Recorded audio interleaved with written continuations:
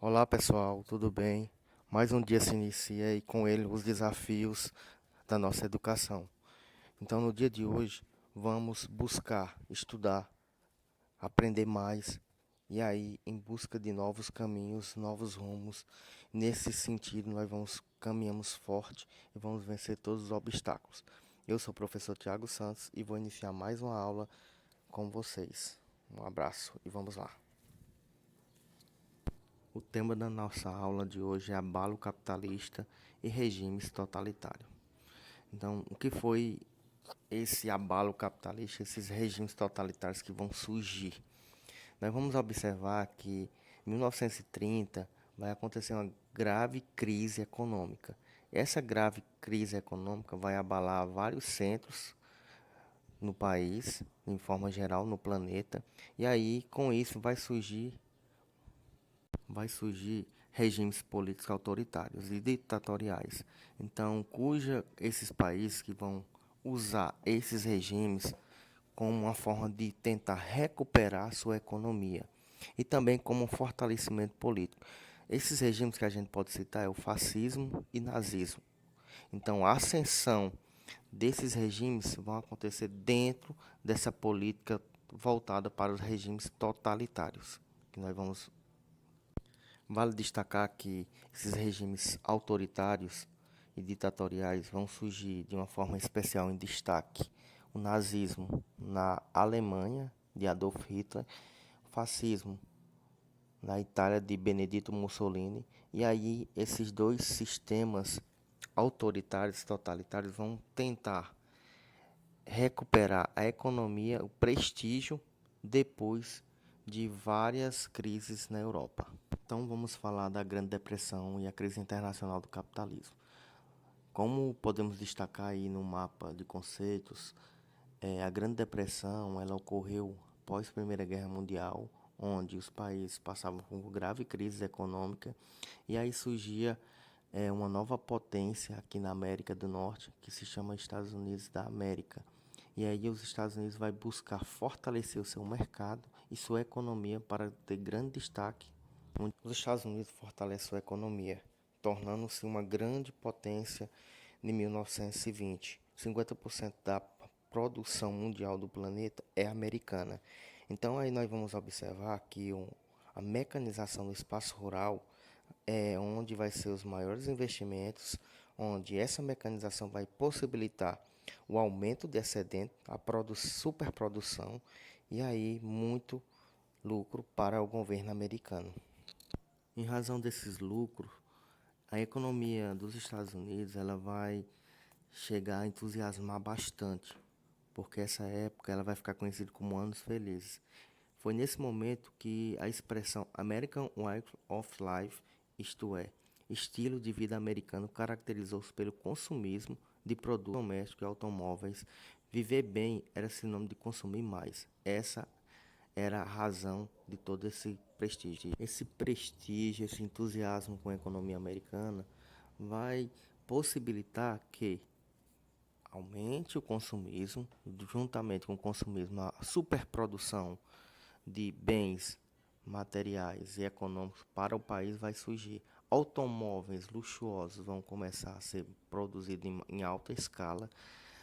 A economia vai gerar bastante lucro. A economia indo bem significava que o cidadão americano ia ter um bem-estar social. Então, esse bem-estar social estava dentro do sinônimo de viver bem, era consumir mais. Então, esse consumismo elevado vai tornar os Estados Unidos como uma superpotência, porque quanto mais produtos vendidos, mais consumidores virão comprar esses produtos. Então, carros luxuosos vão começar a surgir e a grande demanda de aumento dessa produção.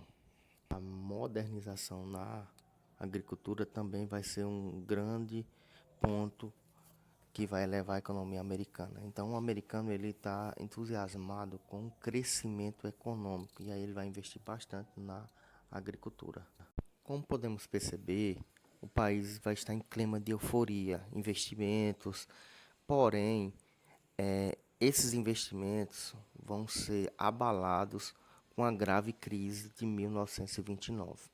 Então, em 1929, os Estados Unidos vão enfrentar a forte recessão, que afetou o mundo de uma forma geral. Então, a crise de 1929, conhecida como Grande Depressão, foi uma das mais graves crises econômicas do século XX. Por sua vez, a amplitude de seus efeitos e sua duração em toda a década de 1930 fez com que redução da atividade econômica durante certo período, com efeitos negativos em vários indicadores da economia de um país, com empregos e produções e investimento. Então, essa depressão e a recessão econômica prolongou-se a maior gravidade da crise econômica nos Estados Unidos. Então, todos aqueles investimentos que haviam sido na agricultura, no automobilismo, no consumismo e bens essenciais vão ser abalados com essa crise de 1929. Então, essa crise de 1929 vai abalar a economia americana. A superprodução que havia acontecido vai começar a diminuir drasticamente.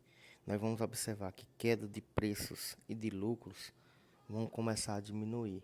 Então, aquela produção que era um excedente elevado no governo americano vai fazer com que os agricultores possam ter prejuízo e baixar drasticamente o preço dos seus produtos, dos seus consumidores.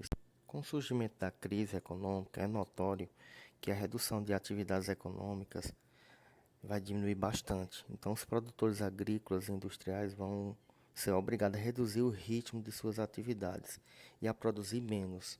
Então, produzir menos significaria que geraria desemprego em massa, porque não tinha mais aquela necessidade de ter pessoas para trabalhar, para aumentar a produção, devido a essa crise de 1929. Com a redução de atividades, houve também uma redução no número de salários. Então, essa diminuição do número de salário vai possibilitar também a demissão de milhões de trabalhadores. Então, o número de desempregados vai ser gigantesco nos Estados Unidos. Então, esse número vai ser em torno de 15 milhões de pessoas. Então, várias filas de pessoas desempregadas nesse novo sistema de colapso. Com a redução da atividade econômica, o governo americano ele vai sofrer bastante na sua economia. Então, esse colapso vai possibilitar que a Bolsa de Valores de Nova York ela comece a perder investidores e acionistas. Várias ações serão vendidas. Então, no dia 29 de outubro de 1929, conhecido como a Quinta-feira Negra, vai ser o dia que a quebra do mercado financeiro vai possibilitar que afete a economia. Com a economia fragilizada, a bolsa de valores ela vai quebrar. Então, financeiramente, a depressão econômica ela vai se estender até 1932. Esse período de produção industrial nos Estados Unidos foi reduzido em 54%. Com a quebra da bolsa de valores e a falência do cash na bolsa de valores de Nova York, vai ocorrer uma repercussão internacional. Então, grave crise de investidores de empresas direcionadas aos Estados Unidos vão começar a direcionar-se principalmente para os países europeus. Então, os Estados Unidos vai reduzir suas importações e gerar graves problemas econômicos para seus parceiros comerciais, como os países latino-americanos. Esses países afetados latino-americanos da economia agroexportadora, um exemplo mais notável é o Brasil. Então, o Brasil era um grande exemplo de produção de safras de café. Os Estados Unidos vai deixar de comprar uma boa safra de cafés produzidos. O governo brasileiro vai deixar de vender uma boa safra de café para os Estados Unidos, que era um dos maiores compradores. Então, nós vamos observar que essa crise que teve uma repercussão internacional afeta diretamente o Brasil, por conta de seu café perder o seu valor por conta da crise. Com a crise econômica, o governo brasileiro vai ter que reter a produção de café. Aquelas sacas de café que seria vendido para o mercado americano, agora não teria mais destino. Então, o governo resolve queimar várias sacas de café. Com esse processo de crise econômica, o governo americano vai buscar uma nova medida para combater essa crise. Então, o político Franklin Delano Roosevelt assume a presidência do país. Nos primeiros anos do seu longo governo de 1933 a 1945, Roosevelt foi o principal defensor de um conjunto de medidas adotadas pelo país para superar a crise que ficou conhecida como Neodel. O Neodel se tratava-se de um novo acordo de um programa socioeconômico inspirado nas ideias do economista inglês John Keynes de 1883 a 1946. Então, a intervenção de ideias Neodel rompia com os princípios tradicionais do liberalismo econômico, que tinha um mercado de administração dos presidentes estadunidenses durante um período dos anos felizes. No Neodel era um programa misto. Esse programa misto que procurava conciliar as leis de mercado e o respeito pela iniciativa privada, com a intervenção dos Estados Unidos em vários setores da economia.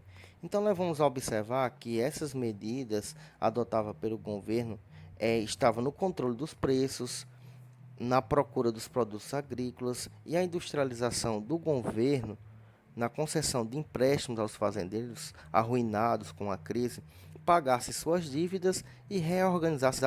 Com a reorganização da produção, o objetivo do governo era criar postos de trabalho, criando, assim, salários para aliviar a situação de miséria e desemprego, limitações de preços de produtos, exigências de mercados fixos, de salários mínimos e limitados à jornada de trabalho. Então, como a gente pode perceber, o resultado do programa político Neodel não alcançou o sucesso esperado que Roosevelt pensava em controlar. Diante do fracasso, a crise econômica e violentos conflitos sociais que vão começar a surgir a partir de 1935 na economia americana, volta a se fortalecer aos poucos.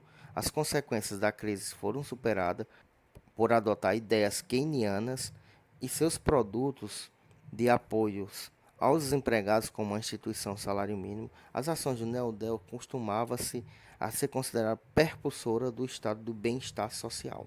Finalizaremos então a aula de hoje sobre abalo capitalista e regimes totalitários. Na próxima aula, nós vamos falar sobre os regimes totalitários, abordando a temática do nazismo e as ideologias autoritárias. Então, forte abraço e até mais. Salve, salve, galera. Tchau.